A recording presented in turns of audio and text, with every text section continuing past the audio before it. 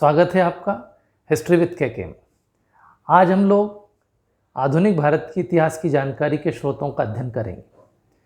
पिछली वीडियो में हमने इतिहास का विभाजन आपको बताया था और साथ ही प्राचीन भारत और मध्यकालीन भारत की इतिहास की जानकारी के स्रोत बताए थे।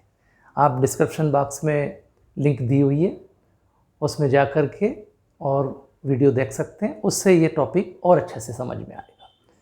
प्राचीन काल और मध्यकाल की तुलना में हमारे पास में जो आधुनिक इतिहास है उसकी जानकारी के स्रोत अधिक हैं और उनसे कहीं ज़्यादा प्रामाणिक है। ये बात अब अवश्य है कि प्राचीन और मध्यकाल में इतिहास लिखने की उतनी परंपरा नहीं रही। बाद में भी इतिहासकारों ने, अनेक अंग्रेजी इतिहासकारों ने इसकी आलोचना की है और ये कहा कि भारत में इतिहास लेखन की परंपरा नहीं रही। इसका खामियाजा बिल्कुल हुआ है। हम कहीं न कहीं अंग्रेजी इतिहासकारों पर बहुत कुछ निर्भर हो गए और इतिहास के बहुत सारे वो तथ्य जो आज हमारे सामने होना चाहिए थे वो कहीं न कहीं अनछुए रह गए। लेकिन आधुनिक काल में हमारे पास में इतिहास की जानकारी के पर्याप्त स्रोत उपलब्ध है और अधिक प्रामाणिक जानकारी मौजूद है प्राचीन काल और मध्यकाल की तुलना में।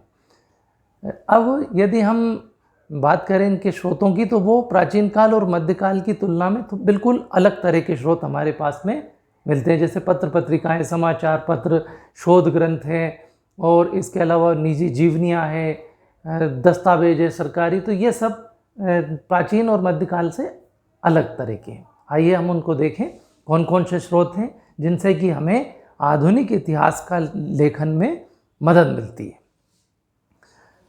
जैसे कंपनी के दस्तावेज। आप सभी जानते हैं आधुनिक काल में 18वीं शताब्दी के बाद अंग्रेज़ों का भारत में शासन रहा, तो कंपनी ने यहाँ शासन करते हुए जो दस्तावेज विभिन्न प्रकार के हैं उनके, वो हमारे लिए काफ़ी कुछ मदद करते हैं। जैसे 1857 की क्रांति है। अब 1857 की क्रांति में कोई मुकदमों के बारे में देखना है तो उस समय के जो ब्रिटिश न्यायालय थे उसके जो दस्तावेज है उनका हम अध्ययन कर सकते हैं। किसी को कोई फांसी दी गई है तो उसमें पर्याप्त स्रोत है। उस समय के समाचार पत्रों में भी देख सकते हैं। लेकिन जो कंपनी के दस्तावेज है वो भी काफ़ी हद तक प्रामाणिक हमारे पास में स्रोत हैं जिनसे हमें आधुनिक भारत के इतिहास की जानकारी प्राप्त हो जाती है। ये कहाँ मिलेंगे? नेशनल आर्काइव्स ऑफ इंडिया और Nehru memorial museum and library नई दिल्ली में है। यूँ तो प्रदेशों में भी, और ये राष्ट्रीय अभिलेखागार है वास्तविक में। तो इस राष्ट्रीय अभिलेखागार में इस तरह की चीज़ें मिल जाती है। फिल्म मिल जाती है, उस समय के दस्तावेज मिल जाते हैं, उनसे हमें पर्याप्त जानकारी मिल जाती है। इसी तरह से ब्रिटिश म्यूज़ियम लंदन में भी हमें इस तरह के स्रोत मिल जाते हैं। निजी कंपनी के दस्तावेज और अभिलेखीय सामग्री दोनों तरह के इनमें हमें प्राप्त हो जाते हैं। दूसरे प्रकार के जो स्रोत हैं वो है जीवनी साहित्य। इन जीवनी साहित्य से जैसे autobiography and an autobiography Pandit Jawaharlal Nehru ने लिखी। An autobiography doctor Rajendra Prasad ने लिखी। इसी प्रकार से माई एक्सपेरिमेंट विथ ट्रुथ, ये महात्मा गांधी जी की जीवनी साहित्य है। इनसे हमें उस समय की काफ़ी कुछ जानकारी प्राप्त होती है और जो कुछ उन्होंने लिखा है वो हमारे लिए काफ़ी अच्छा स्रोत बन पड़ा है। तीसरे प्रकार के जो स्रोत हैं वो है निजी दस्तावेज। ये निजी दस्तावेज किस तरह से हो सकते हैं? जैसे कांग्रेस कमेटी है, तो कांग्रेस कमेटी की फाइलें जिनमें विभिन्न आंदोलनों के लिए जो अलग अलग जगहों पर सभाएं हुई, जो प्रस्ताव पारित हुए, वो इस कांग्रेस कमेटी की फाइलों में हैं। राजा महाराजाओं के व्यक्तिगत दस्तावेज हैं जिनमें विभिन्न संधियों के अलावा आक्रमण, उनकी रीति नीति आदि से संबंधित हमें पर्याप्त जानकारी मिलती है। कंपनी के व्यक्तिगत दस्तावेज है, कंपनी के भी अधिकारियों के दस्तावेज हैं, उनसे हमें जानकारी मिलती है आधुनिक भारतीय इतिहास की। पुस्तकें, पर्याप्त संख्या में पुस्तकें आधुनिक भारत में मौजूद है। यहाँ मैं कुछ का जिक्र करूँगा राइटर्स का, जैसे सावरकर है, देसाई है, विपिन चंद है, लाला लाजपत राय है। इनकी जो पुस्तकें हैं, और ढेरों, हर व्यक्ति पर अनेक पुस्तकें हैं, उन पुस्तकों से भी हमें इस आधुनिक भारत के इतिहास की जानकारी के पर्याप्त साधन के रूप में वो उपयोग होती है। इसके बाद हम देखें समाचार पत्र पत्रिकाएं। उस समय समाचार पत्र पत्रिकाएं पर्याप्त थे।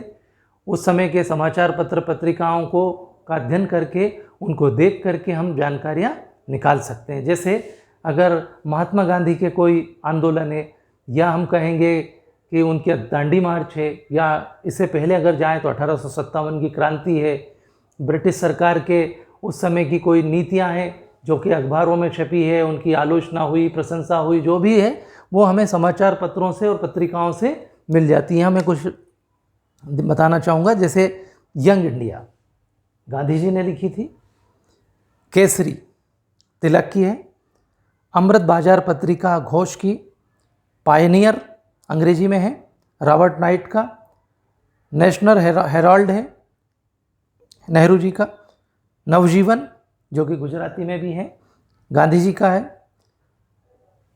इसके अलावा हमदर्द, जिन्ना, गदर पार्टी का है। ये कुछ समाचार पत्र और पत्रिकाएं, इसके अलावा भी ढेर सारी हैं। इन समाचार पत्र और पत्रिकाओं से हमें उस काल की पर्याप्त जानकारी मिल जाती है। जैसे अगर हमें 1857 की क्रांति, स्वतंत्रता आंदोलन के बारे में जानना है, या गांधी जी के आंदोलनों के बारे में जानना है, क्रांतिकारी आंदोलनों के बारे में जानना है, तो उस समय के समाचार पत्र पत्रिकाओं में जो कुछ छपा है उससे हमें पर्याप्त जानकारी और बड़ी प्रामाणिक जानकारी भी मिल जाती है। इसके अलावा शोध ग्रंथ भी हमारी काफ़ी मदद करते हैं। ये शोध ग्रंथ अनेक शोधार्थियों ने लिखे, अलग अलग विषयों पर शोध किया उन्होंने, तो उन शोध ग्रंथों से भी हमें इतिहास लेखन में काफ़ी मदद मिलती है। तो आधुनिक काल में इसके अलावा उस समय की कोई फिल्म है, कोई डॉक्यूमेंट्री है, उनसे वो भी हमारी इतिहास की जानकारी में काफ़ी कुछ मदद करती है। तो प्राचीन काल और मध्यकाल की तुलना में आधुनिक काल के स्रोत हमारे पास ज़्यादा भी हैं, अधिक प्रामाणिक भी हैं। जैसे प्राचीन काल में जो स्रोत थे कम थे, आधुनिक काल मध्यकाल में वो स्रोत अपेक्षाकृत ज़्यादा थे, और आधुनिक काल में तो पर्याप्त स्रोत हमारे पास में उपलब्ध है। बस उनका अध्ययन करके सही सामग्री निकालने की आवश्यकता होती है। निरंतर शोध कार्य चलते रहते हैं आधुनिक काल में। आशा है ये जानकारी आपको पसंद आएगी और इससे आपके ज्ञान में वृद्धि होगी। Thank you.